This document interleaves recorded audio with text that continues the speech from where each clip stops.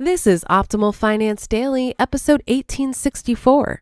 The 6 Crucial Questions to Answer Before You Retire, Part 2, by Darrow Kirkpatrick of CanIRetireYet.com. And I'm your host and personal finance enthusiast, Diana Merriam. Now, today's post is a continuation from yesterday. So if you're new here, I'd recommend listening to yesterday's episode first. But if you're all caught up, let's hear Part 2 and continue optimizing your life. The 6 Crucial Questions to Answer Before You Retire, Part 2, by Darrow Kirkpatrick of CanIRetireYet.com. Number 4, continued. How will I withdraw from my savings? This topic is a hotbed of research. Maybe that work will eventually produce a safe, simple, turnkey retirement income system that we can all trust. Meanwhile, the watchwords flexible and dynamic keep popping up. Turns out there may not be one static way to live off your assets in retirement. Remember, a hybrid of existing strategies could be best, and you can't just set and forget it. You've got to revisit your expenses and your assets and the state of the world at least annually. You or an advisor must personally drive your retirement finances. You can't just put them on cruise control.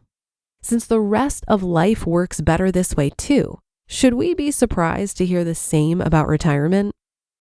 Number 5, what will I do all day?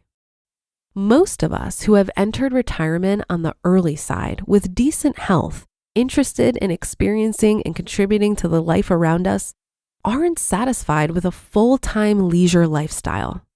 Yes, it's great to make your own hours, to go on vacation whenever you choose, to catch up on your bucket list and all the things you wanted to do when you were younger. I've done a lot of that, but it only goes so far. It's most helpful to long-term happiness if you can identify some retirement activities that are not only fun and recreational, but also creative, productive, and generous. And it can be smart to test drive those post-retirement options before you say goodbye to your career. Some people discover their career is their ongoing passion in life. No shame in that. In fact, they're very fortunate in a way. Either way, best to explore your true calling before you quit your job. Number 6, do I have a backup plan? The earlier you retire or the higher your withdrawal rate against your savings, the more potential for dramatic financial changes that could throw you out of any retirement game plan. That change could be good. That's been the case in my early retirement so far. The bull market has continued, we received a modest inheritance, and this blog has thrown off a bit of income. But I don't take any of this for granted, and neither should any retiree facing decades of life and political and financial uncertainty ahead. What will you do if your expenses are more than planned, if market returns are lower, if inflation is higher, if Social Security is cut? Could you work full or part-time to produce income if needed? If you choose not to maintain your previous skills and contacts, be certain you won't have to go back to your old career. Or would you have to compensate by adjusting your lifestyle?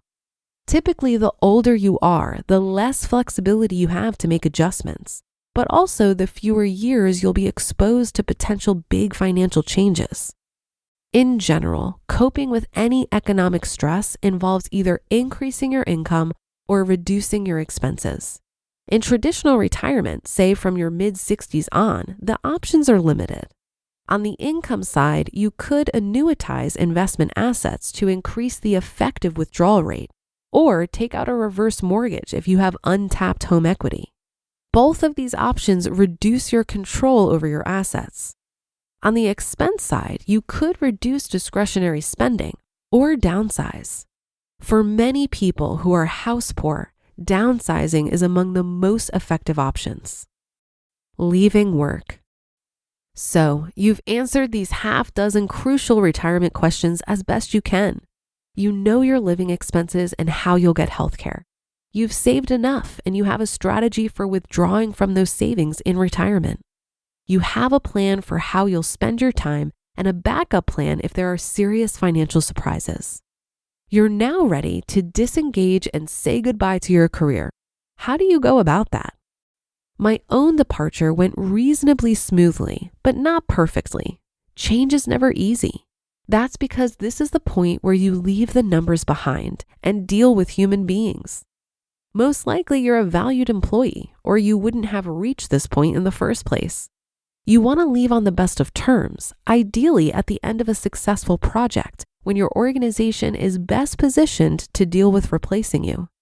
After all, you'll remember this transition your entire life, and you don't want any regrets if possible. You start by telling your boss, then your closest colleagues, then the others.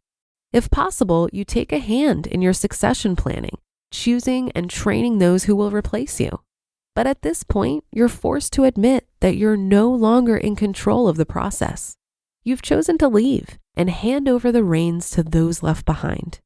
Accept that you've got an appointment with the rest of your life. Finally, say goodbye, ideally with some affection and appreciation. Then you turn around, step forward, and launch into the next stage of your life. You just listened to part 2 of the post titled, "The 6 Crucial Questions to Answer Before You Retire" by Darrow Kirkpatrick of CanIRetireYet.com. This article made me think of a phenomenon often referred to as the 1 more year syndrome. It's when someone meets their financial independence target, but then doesn't quit their job because they decided to move the goalpost out of fear, or because they're overanalyzing their plan out of fear. I once met a guy at an event called Camp Mustache who had quadruple what he needed to retire. I'm talking multiple millions of dollars, and he was looking for reassurance from the group that he could pull the trigger. He had safety net upon safety net and lived a super frugal lifestyle, and it was clear to all of us that he had way more than he needed to retire. And yet he was still scared. This is a very common thing that happens in the FIRE community. Many of us have spent years or even decades carefully saving and investing. So it can be difficult to shift your mentality once you've won the game. This is so common, in fact, that one of the most well-attended breakout sessions at the Economy Conference last year was called 1 More Year Syndrome, When Can I Pull the Trigger? And it was facilitated by Mr. Money Mustache. If you've reached your FI number and you're looking for a nice push from the bossy big brother of FIRE, check out the video on the Economy Conference YouTube channel titled The Solution to 1 More Year Syndrome. And remember that economy is spelt with an M-E at the end, not an M-Y. And that's another episode and weekend of Optimal Finance Daily in the books. Thank you for your support and for listening every day. I'll be back with more posts for you on Monday. So have a great rest of your weekend, and I'll catch you tomorrow where your optimal life awaits.